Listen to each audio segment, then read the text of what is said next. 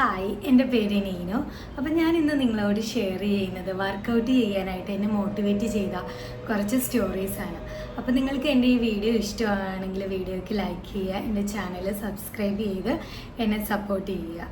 ഇതിൽ first story അല്ലെങ്കിൽ incident എന്ന് പറയുന്നത്, ഞാൻ വളരെ കുഞ്ഞായിരിക്കുമ്പോൾ, അതായത് ഒരു 3-4 ക്ലാസ്സിലൊക്കെ പഠിക്കുന്ന സമയത്ത് എൻ്റെ ചുറ്റിനുമുള്ള സ്ത്രീകളൊക്കെ, അതായത് ഞാൻ കണ്ടുവരുന്ന സ്ത്രീകളൊക്കെ, അവരൊക്കെ ഒരു ഹസ്ബൻഡിൻ്റെ അടിമയായിട്ടാണ് ജീവിച്ചിരുന്നതെന്ന് എനിക്ക് പലപ്പോഴും ആ സമയത്ത് തോന്നിയിട്ടുണ്ട്. അതായത് അവർ വീട്ടിലെ ഫുൾ പണികളൊക്കെ ചെയ്യുന്നു, അത് കഴിഞ്ഞിട്ട് ഹസ്ബൻഡ് വീട്ടിൽ വരുമ്പം, അതായത് കള്ളു കുടിച്ചൊക്കെ വരുന്നു, അവരെ എടുത്ത് അടിക്കുന്നു, ഒരുപാട് ഫിസിക്കൽ അബ്യൂസ് അവർ നേരിട്ടിട്ടുണ്ടായിരുന്നു. പക്ഷെ അപ്പോഴൊന്നും അവർ പ്രതികരിക്കാൻ പറ്റാതെ ഇങ്ങനെ നിൽക്കുന്നു. അപ്പോൾ ഇതെനിക്ക് ഭയങ്കര ഒരു വിഷമം ഉണ്ടാക്കി. എന്തുകൊണ്ടാണ് അവരിങ്ങനെ ചെയ്യുന്നത്? അപ്പോൾ പക്ഷേ നമുക്കൊന്നും പ്രതികരിക്കാൻ പറ്റുന്നില്ല. അതൊരു കഷ്ടമായിരുന്നു. ആ സമയത്തൊക്കെ അതൊരു വളരെ നോർമലായിട്ടുള്ള ഒരു കാര്യമായിരുന്നു. ആരും പ്രതികരിക്കുന്നില്ല, ഈവൻ സ്ത്രീകൾ പോലും പ്രതികരിക്കുന്നില്ല. എല്ലാവരും അതിനോടൊരു ഓക്കെ ആയിരുന്നു. അപ്പം ഞാനും വിചാരിച്ചു, ഭാവിയിൽ ഞാനും കല്യാണം കഴിക്കേണ്ടി വരും, അപ്പോൾ എനിക്കും ഇതുപോലെ അടിയൊക്കെ കിട്ടും, അപ്പോൾ ഒത്തിരി കഷ്ടപ്പെടേണ്ടി വരും. എന്ത് ചെയ്യാൻ? അന്ന് മാരേജ് ഒരു ചോയ്സ് ആണെന്നുള്ള കാര്യം പോലും എനിക്ക് അറിയില്ലാത്ത ഒരു സമയമായിരുന്നു. നമുക്ക് വേണം, ഇപ്പോഴാണല്ലോ അങ്ങനെയൊക്കെ, നമുക്ക് വേണമെങ്കിൽ കല്യാണം കഴിച്ചാൽ മതി, ഇല്ലെങ്കിൽ വേണ്ട. പക്ഷെ അന്ന് അങ്ങനെ ഒരു ചോയ്സേ അല്ലായിരുന്നു. നമ്മളെന്തായാലും വലുതാകുമ്പോൾ 10-20 വയസ്സ് കഴിയുമ്പോൾ കല്യാണം കഴിക്കണം. പലപ്പോഴും പേരൻസ് നമ്മളെ വളർത്തുന്നത് പോലും ആ ഒരു ലക്ഷ്യം വെച്ചിട്ടായിരുന്നു. അപ്പോൾ ഞാൻ വളരെയധികം പേടിച്ചിരുന്നു ആ ലൈഫ് ആലോചിച്ച്. ഇതൊന്നും വേണ്ടാണ്ടിരിക്കാൻ എന്ത് ചെയ്യണം, ഇതിനെയൊക്കെ ഒന്ന് ഓവർകം ചെയ്യാൻ വേണ്ടി എന്ത് ചെയ്യണമെന്ന് ഞാൻ എപ്പോഴും ആലോചിച്ചിരുന്നു. അങ്ങനെ ഇരിക്കെ ഒരു ദിവസം സൺഡേ സ്കൂളിൽ നിന്ന് എൻ്റെ സിസ്റ്റർ എനിക്കൊരു സ്റ്റോറി പറഞ്ഞു. സ്റ്റോറിയല്ല, സിസ്റ്ററിൻ്റെ വീടിൻ്റെ അടുത്തുണ്ടായ ഒരു ഇൻസിഡൻറ്റ്. അതെന്ന് പറഞ്ഞു കഴിഞ്ഞാൽ ഇങ്ങനെയായിരുന്നു. ഒരു ഹസ്ബൻഡ് എന്നും കള്ളു കുടിച്ചിട്ട് വന്നിട്ട് ഭാര്യേനെ ഇട്ട് ഒരുപാട് ഉപദ്രവിക്കും. അപ്പോൾ എന്നും ഈ ഭാര്യ ഒന്നും മിണ്ടാതെ അത് കേട്ട് സഹിച്ച്, ആ ഉപദ്രവവും സഹിച്ച് നിൽക്കുമായിരുന്നു. അപ്പം ഭാര്യ എന്ന് പറഞ്ഞാൽ അത്യാവശ്യം നല്ല സൈസൊക്കെയുള്ള അങ്ങനെ ഒരു സ്ത്രീയായിരുന്നു. ഭർത്താവാണെങ്കിൽ ലീനായിട്ടുള്ള ഒരു ചെറിയ മനുഷ്യനും. അപ്പം ഭാര്യയ്ക്ക് വേണമെങ്കിൽ തിരിച്ചടിക്കാമായിരുന്നു സുഖമായിട്ട്, പക്ഷെ അതൊന്നും ചെയ്തിരുന്നില്ല. അപ്പോൾ അങ്ങനെ ഇരിക്കെ സഹി കേട്ട് ഒരു ദിവസം ഭാര്യ അയാളെ തിരിച്ച് നല്ല അടി കൊടുത്തു. അതോടെ അയാൾ അങ്ങ് നന്നായിന്ന് വെച്ചാൽ കള്ളുകൂടി നിർത്തി, നേരത്തെ വീട്ടിൽ വരാൻ തുടങ്ങി, അനാവശ്യ കൂട്ടുകെട്ടിൽ നിന്നൊക്കെ മാറി, ഫാമിലി നല്ല രീതിയിൽ നോക്കാൻ തുടങ്ങി. അപ്പോൾ സിസ്റ്റർ ഈ കഥ പറഞ്ഞത്, എന്തായാലും അയാൾ നന്നായി, പക്ഷെ എന്നാലും ആ ഭാര്യ ചെയ്തത് ഒട്ടും ശരിയായില്ല. ഒന്നുമല്ലേലും അയാൾ തൻ്റെ ഭർത്താവല്ലേ, ഇങ്ങനെയൊക്കെ ഉപദ്രവിക്കാവോ? പക്ഷെ എന്നെ ആ കഥ വല്ലാണ്ട് നോട്ടീസ് ചെയ്തു. എനിക്ക് ആ കഥ കേട്ടപ്പം വല്ലാത്തൊരു സന്തോഷം തോന്നി.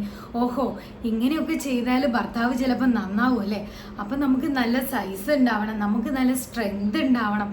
അങ്ങനെയാണെങ്കിൽ നമുക്ക് ഭർത്താവിനെ നന്നാക്കി എടുക്കാൻ പറ്റുന്ന അങ്ങനെ ഒരു ചെറിയൊരു പോയിന്റ് അന്ന് എൻ്റെ തലയിൽ കയറി.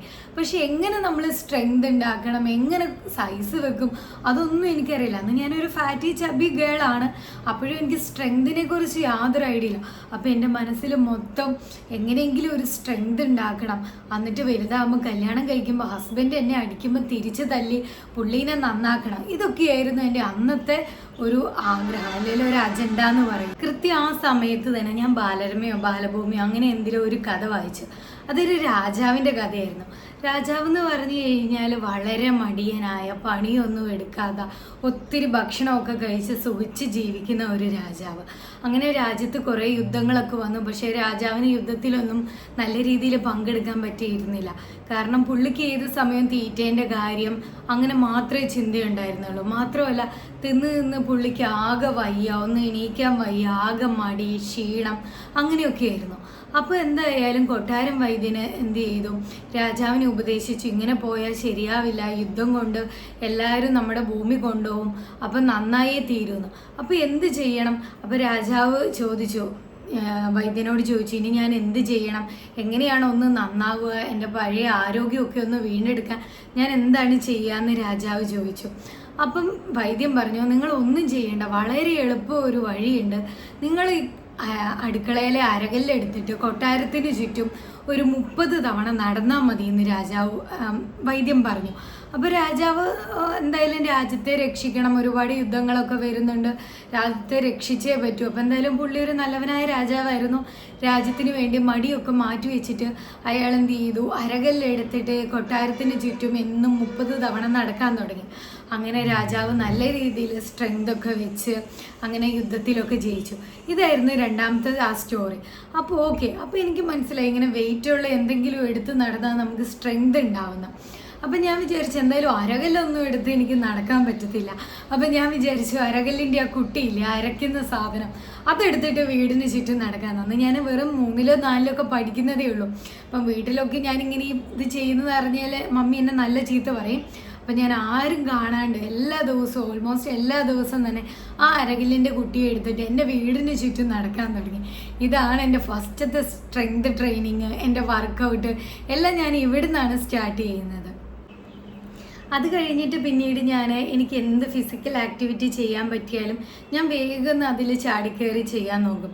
കാരണം സ്ട്രെങ്ത് വെക്കണമല്ലോ. അപ്പോൾ എനിക്ക് എന്തൊക്കെയോ അങ്ങനെയൊക്കെ കുറച്ച് കാര്യങ്ങൾ മനസ്സിലായി. അത് കഴിഞ്ഞ് സ്കൂളിങ്ങൊക്കെ കഴിഞ്ഞിട്ട് ഞാൻ കോളേജിലെത്തി, ഹോസ്റ്റലിലെത്തിയപ്പോൾ എനിക്ക് അത്യാവശ്യം ഞാൻ നല്ല തടിയുള്ള കുട്ടിയാണ്. അപ്പോൾ വേറെ ഫ്രണ്ട്സ് ആരെങ്കിലും വർക്കൗട്ട് ചെയ്യണം, അല്ലെങ്കിൽ അവർക്ക് യോഗ ചെയ്യണം, അല്ലെങ്കിൽ രാവിലെ നടക്കാൻ പോകണം, അങ്ങനെ എന്തെങ്കിലും ഒരു പരിപാടി ഉണ്ടെങ്കിൽ അവരെന്നെയാണ് കൂട്ടിന് വിളിക്കുക. കാരണം എനിക്ക് നല്ല തടിയുണ്ടല്ലോ. അപ്പോൾ അന്ന് ഈ ഫിസിക്കൽ ആക്ടിവിറ്റീസ് ഒക്കെ ചെയ്യുന്നത് മെയിൻ ഉദ്ദേശം തടി കുറയ്ക്കുക എന്നാണ്. അപ്പോൾ ഞാനും അവരുടെ കൂടെ ഈ പരിപാടിക്കൊക്കെ പോകും. അപ്പോൾ അങ്ങനെ അപ്പോഴും എനിക്ക് എപ്പോഴും ഈ വർക്കൗട്ട് ചെയ്യാൻ പ്രോപ്പറായിട്ട് എനിക്ക് സാധിക്കുന്നുണ്ടായിരുന്നു. അത് കഴിഞ്ഞിട്ടാണ് ഞാൻ നമ്മുടെ ഈ യൂട്യൂബ് ചാനലൊക്കെ സ്റ്റാർട്ട് ചെയ്യുന്ന സമയം. എൻ്റെ യൂട്യൂബ് ചാനലല്ല, അല്ലാണ്ട് നമ്മൾ യൂട്യൂബിലൊക്കെ നമ്മൾ വീഡിയോ ഒക്കെ കണ്ടു തുടങ്ങുന്ന, അതായത് ജിയോ ഒക്കെ വന്ന ഒരു സമയം. അപ്പോൾ ഞാനൊരു യൂട്യൂബ് ചാനൽ കണ്ടു, കരിമഷി ലവർ എന്ന് പറഞ്ഞിട്ടുള്ള. അപ്പോൾ ഞാൻ ആ ചാനൽ സ്ഥിരം കാണുമായിരുന്നു. അപ്പോൾ അവരൊരു ബോഡി ബിൽഡറെ പരിചയപ്പെടുത്തി, അതായത് ഏണസ്റ്റ് ഷെപ്പേർഡ് അങ്ങനെ എന്തോ ആണെന്ന് തോന്നുന്നു അവരുടെ പേര്. അങ്ങനെ ഒരു ബോഡി ബിൽഡറെ പരിചയപ്പെടുത്തി തന്നു. അപ്പം ബോഡി ബിൽഡർ എന്ന് പറഞ്ഞു കഴിഞ്ഞാൽ 70+ ഇയർ ആണ്. എന്നിട്ടും ഇപ്പോഴും നല്ല രീതിയിൽ വർക്കൗട്ട് ചെയ്യുന്നു, ജിമ്മിൽ പോകുന്നു, വെയിറ്റ് ട്രെയിനിങ് ചെയ്യുന്നു. അപ്പോൾ എനിക്ക് ഭയങ്കര മോട്ടിവേഷനായി. ഇത് ഈ ഏജിൽ ഇങ്ങനെയൊക്കെ ചെയ്യാൻ പറ്റുമല്ലേന്ന്. അപ്പോഴത്തേനും നമ്മുടെ ചിന്താഗതിയൊക്കെ വളർന്നു. കല്യാണം വേണമെങ്കിൽ നമുക്ക് ചോയ്സ് ആണെന്ന് മനസ്സിലായി. ഫിസിക്കൽ അബ്യൂസൊക്കെ നമുക്ക് വേറെ രീതിയിൽ നേരിടാമെന്ന് മനസ്സിലായി. അങ്ങനെ പല കാര്യങ്ങളും മനസ്സിലായി. അപ്പോൾ പിന്നെ എൻ്റെ ലക്ഷ്യം, വർക്കൗട്ടിൻ്റെ ലക്ഷ്യം ഇങ്ങനെ നല്ലൊരു ബോഡി ബിൽഡ് ചെയ്തെടുക്കുക എന്നുള്ളതായിരുന്നു. അങ്ങനെ ഞാൻ വീണ്ടും ഒരു ഡംബലൊക്കെ, 1-2 ഡംബലൊക്കെ വാങ്ങിയിട്ട് എൻ്റെ ഏർലി 20s തന്നെ ഞാൻ വീണ്ടും വർക്കൗട്ട് നല്ല രീതിയിൽ പ്രോപ്പറായിട്ട് സ്റ്റാർട്ട് ചെയ്തു. പക്ഷേ എങ്കിലും എനിക്ക് ഇപ്പോൾ പോലും ഒരു ഞാൻ ആഗ്രഹിച്ച രീതിയിലുള്ള ഒരു ഫിസിക്ക് എനിക്ക് അച്ചീവ് ചെയ്യാൻ പറ്റിയിട്ടില്ല. അത് വേറൊന്നുമല്ല, ഒരു സൈഡിൽ കൂടെ ഞാൻ പ്രോപ്പറായിട്ട് വർക്കൗട്ട് ചെയ്യുമ്പോഴും മറ്റു സൈഡിൽ കൂടെ അൺഹെൽത്തി ഫുഡ് കഴിക്കും. അതെനിക്ക് ഇപ്പോഴും ഒരു നല്ല നിലയ്ക്ക് കൺട്രോളിൽ കൊണ്ടുവരാൻ പറ്റിയിട്ടില്ല. അപ്പോൾ ഇതൊക്കെയാണ് എൻ്റെ വർക്കൗട്ട് സ്റ്റോറീസ്. അപ്പോൾ നിങ്ങൾക്ക് എൻ്റെ കഥയൊക്കെ ഇഷ്ടമായിട്ടുണ്ടെങ്കിൽ എൻ്റെ വീഡിയോ ലൈക്ക് ചെയ്യുക, എന്നെ സബ്സ്ക്രൈബ് ചെയ്ത് സപ്പോർട്ട് ചെയ്യുക. Thank you.